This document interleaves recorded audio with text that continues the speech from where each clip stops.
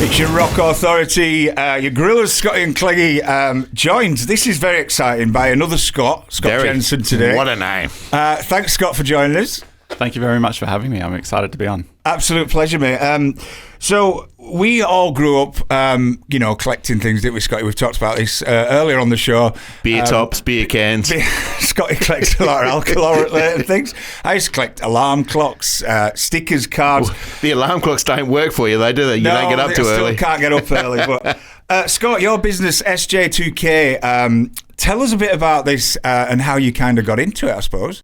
Well, I've always loved sports. I grew up playing, basketball and AFL. When I was a kid, I would collect the AFL stickers and basketball cards.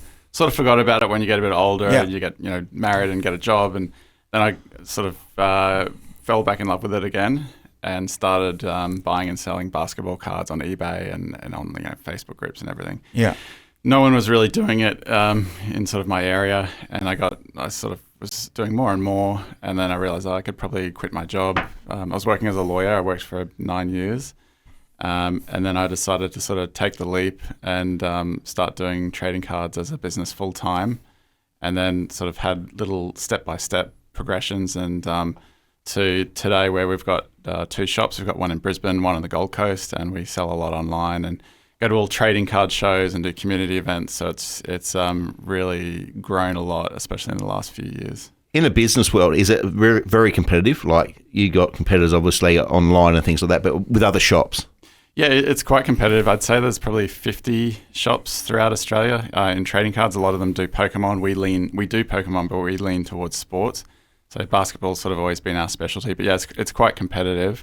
It's a big industry now. I think it's, I read somewhere it's 15 billion for trading card industry, which is, very hard to comprehend. We've talked previously about, people, the lengths they go for their addictions and their obsessions and collections. And it is crazy. I'm just really interested in I'm just going to step back a little bit. So you used to be a lawyer. I love this. When people go down a career path. Why do you need another one? I needed another one. I used to be a school teacher. I didn't like it. I wanted to do things different. So I kind of came across the other side of the world. But did you just find yourself kind of, I suppose, bored in that and just wanting to do something that you're more passionate about? I always enjoyed it, but it's always been my dream to sort of run my own business, and when this sort of came up, it was something that I couldn't say no to. But I did enjoy the work, and I still am quite friendly with the law firm that I used to work for. But I couldn't say no to this. It's not Hannay Lawyers, was it? Yeah, exactly. Was it actually? No, not Hannay. We work with anyway. So what about online? Obviously, it's a huge thing. But is it, I think for me, when I saw the picture of your shop, I get really excited by it. It just looks really cool. Is there an element of it that people want to come in and buy those packs and spend that $1,200, $1,500, whatever, and then sit and kind of open it there and then? Is there an element of that personal touch to it? Yeah, so we love that. And at the Gold Coast shop, it's 2 levels, and we've recently renovated the top level, and there's like a sort of a lounge where you can go up there and open stuff, and people enjoy the community aspect of it and seeing other people open cards. Yeah, it's like getting the scratchies at the news agent, like hoping you get that right one. Well, it takes me back to the collections. I think one of my first one was Soccer '88. It was called Soccer, even though it was a football annual in England. It was not the Premier League back then, but the top division in England, and the excitement you got as a kid. But that carries on, doesn't it? We're all kind of kids at heart. Yeah. But the amount of money. Tell us about. So you say basketball's kind of the number one for you. What kind of money can people spend on these, and what's the? Yeah, how far can we go? So just in terms of what might be common, like they can go all the way up, but we commonly sell boxes in the sort of like $1,000 to $5,000 range, and singles sort of up to $10,000. For those sort of really high-end singles, you're talking about like cards that have been autographed on the card by like Kobe Bryant or Michael Jordan. They might also have a piece of a game-worn patch from their jersey built into the card. So those sort of cards are really rare, and they're super cool. There's some cards you see them like, wow, that's really awesome. Do you get excited and like get the checkbook out then and go, I have to have that? I do you do sometimes, like you get numb to it, but of course you just see some really cool stuff that sort of makes you. So it's still exciting. It's not just a business. You still get excited when you see a different card that you go, I must have that card in my collection. There's little things I collect as well. So yeah. And I just can't really get my head around it. I know you sell these packs of a certain amount of cards. You haven't got a clue what's in them. No. Like the mystery boxes. Well, each one you will know generally. For example, this box you might get 3 autographs and 3 cards that are numbered to 100 or less. Yeah. But you don't know which players and you don't know specifically what cards it is. So it is a bit of a mystery box. Yeah. But people generally know, roughly what they're going to get. The details are unknown. And who boxes these? Because how can, like, if I come to your shop and I'm like, I'm going to spend $2,000 and I'm hoping I'm going to get something that's going to make me money. How do we know that somebody hasn't just boxed this and they know it's impossible for you to kind of? Yeah, no, that's a good question. So they are serial wrapped, and there are a few sort of, there's serial wrap, and then you open up, and then there's another foil packaging. It would be quite difficult to do. I have heard of it happening, but also sort of people know that we have a direct relationship with the people who make the cards, which is Topps, Panini, Select, and others, and there's a lot of trust and confidence. Panini, I mean, that takes me back. Panini, what? So you talk to Panini best. That's kind of excites me as used to, because all my sticker collections were Panini back then. And it's funny, isn't it? You kind of, we were talking the other day, and you wish you'd have kept everything just as it was. As a kid, you just throw things around and you rip things up, and then I think I threw most of mine away at one point, and. I mean, even the little things, like when we were growing up, you'd have your He-Man dolls and things like that. They're worth an absolute fortune. And I found a Walkman the other day in the drawer, so I thought I might just put that away and keep that, because you never know. You don't, exactly. Exactly. Panini still does the World Cup stickers. They're really popular. Yeah. That's been that. I think that was where they started as a company, was with the World Cup stickers. Euro 90. I had a big start. I remember Rude Hullet right on the front of it, and So is the older stuff, new stuff, what's kind of, where does the value lie in this, or is it just a bit of everything, really? Well, everything, really. So a lot of people just like the current players they see on TV, and then generally older people, they like who they saw when they were young. Yeah. So, for example, people sort of my age, we like, Michael Jordan and people who are playing in the 90s. So I think it's just a generation. He looks so young, doesn't he? I said when he walked in, I expect him being way older. But, he doesn't carry on like you and me, probably. No, absolutely. Let's think. I've got so many questions, but... I've got a quick one for you. So how is there a time limit before something becomes valuable, or is it 5 years before a Jordan card or something like that become valuable, or is it straight away when he retires? It's not quite like wine where you want it to mature or anything like that, but it's really just supply and demand. But what you find is that after about sort of 10 years, the supply will sort of dry up, and that's, I'd say, about 10 years is sort of a rule of thumb. Yeah. Excellent. Well, we're going to carry on with this. You've got some awesome rock music coming up, but stick with us here on Rebel FM. Scotty's got a bit of a surprise for Scott. He's brought in his collection, and I want to talk quickly. This could be our last show. It could be, yeah. And I want to talk about the World Cup and the players they're in at the moment that are shining like stars, and whether this affects their card values, this, that, and the other. I'm just mind-boggled. Yep. So stick with us. It's your Grillaz here on Rebel FM. It's your rock station, Rebel FM, with Scotty and Cleggy and Scott Jensen from SJ. I'll cut this out. SJAY2K.com, trading cards. We're having a great chat here, and Scott's just at Shrek's house. Scott has just passed his little collection over to Scott for him to have a very excited. He is excited. I'm about to retire. He thinks he's going to retire. Scott, what are we thinking about Scotty's set here? All right, well, firstly, this is very cool.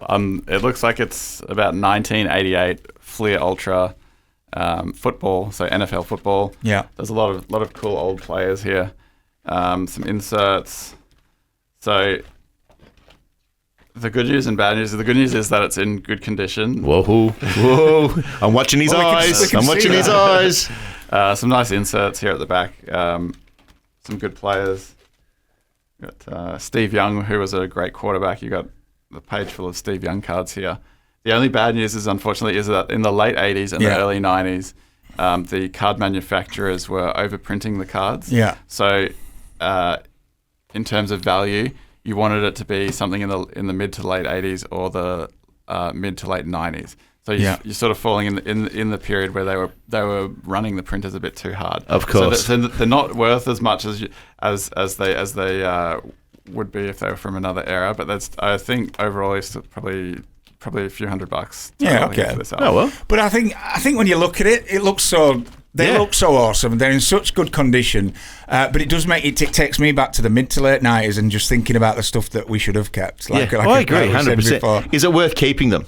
Yeah, definitely keep them. Yeah, okay. Oh, it's definitely worth keeping them, mate. For a few $100, you've got to keep them for your grandkids and their grandkids.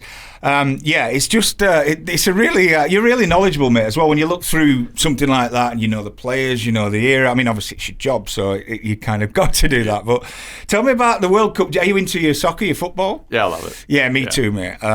So much so that I'm barely sleeping because I'm getting up for the first game and then I'm working at home as much as possible. But it's been it's been amazing so far, hasn't it? And the top stars are just performing. Haaland, Messi, Harry Kane. You forgot one. Mbappe, of course, Scotty's favourite. But when these players perform as they do now, do you kind of have one eye on things, their memorabilia, their cards? Does this kind of increase? Well, you would think that it would be increasing value. Yeah, definitely. Especially for this tournament, it's been Messi has been the one that's sort of really appreciated during the tournament because people are seeing it as adding to his legacy. You know, he won the last one, and if he could win this one, it would sort of solidify his status at the top. Yeah. So his stuff has really gone up in the last week or two, especially. Yeah. I mean, he is that for me. He won the World Cup last time. Said I'm not playing another one, and then 4 years later, he's 39-year-old now, and he's just. I've never seen it. People talk about Ronaldo, very special talent back in the day, absolutely one of the greats. But for me, Messi is the GOAT until potentially Mbappe, I think, could potentially take over that. We're so young.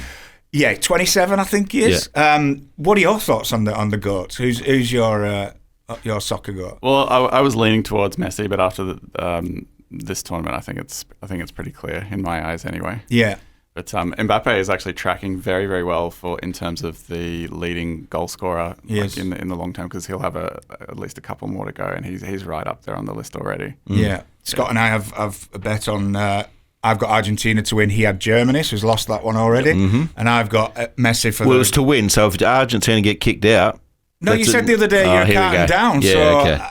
All right, well, I thought it was like that, but and then the Golden Boot, I've got Messi's got Mbappe, so I've got a game in hand which we play in a couple of days, which I expect Messi to get a hatful. So just going back to your business and the card side of it, is there someone that's walked into your Brisbane store, your Gold Coast store, and they've brought in this card, and you've gone, wow, like a local person has walked in and said, "I've got this card, what's it worth?" And it's just blown your mind. Yeah. So back when we were starting.